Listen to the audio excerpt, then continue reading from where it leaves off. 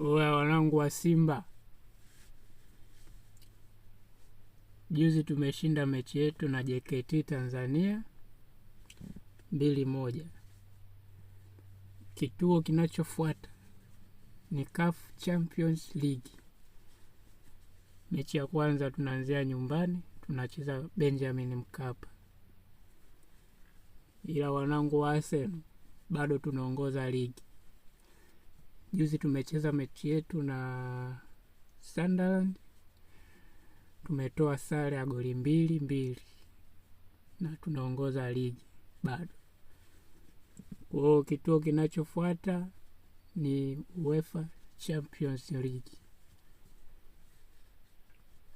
Kesho kutwa Jumatano tunacheza.